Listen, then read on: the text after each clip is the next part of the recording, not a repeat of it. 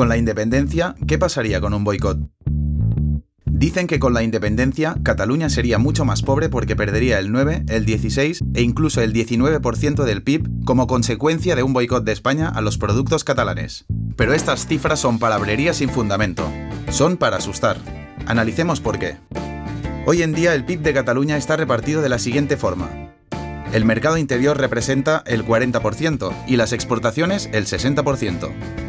De estas exportaciones, aproximadamente la mitad van al Estado español y la otra mitad al resto de países. Y la tendencia es ir exportando cada vez más al mundo. Aunque, como para producir muchos de los productos que se exportan a España, previamente se han tenido que comprar productos al exterior, el valor real de las exportaciones a España es menor, del 22,5%. Veamos qué tendría que pasar para, como han dicho algunos, tener un 9% de reducción del PIB. España tendría que dejar de comprar el 80% de los productos de Cataluña. Los empresarios catalanes, al verlo, no tirarían todo el producto a la basura, sino que rebajarían su precio, en el peor de los casos al 50%, y lo venderían al exterior. Mitad de precio, mitad del efecto del boicot. Con estos datos se reduciría un 9% del PIB de Cataluña. Pero igualmente, pensar que un boicot puede afectar el 80% de las exportaciones a España es absurdo. ¿Por qué? En primer lugar, porque un boicot de esta envergadura también traería consecuencias gravísimas para la economía española.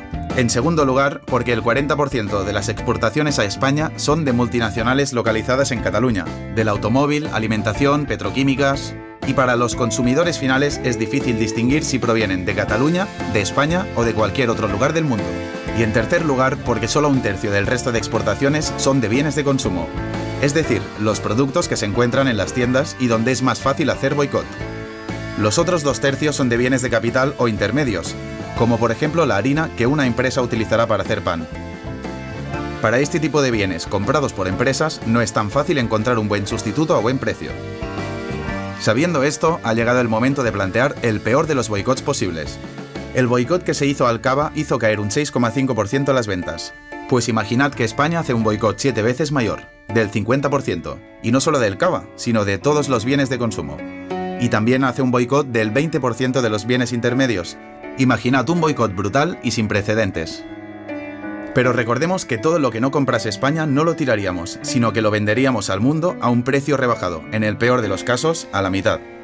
De esta forma, el peor de los boicots posibles solo sería capaz de rebajar un 2% del PIB de Cataluña.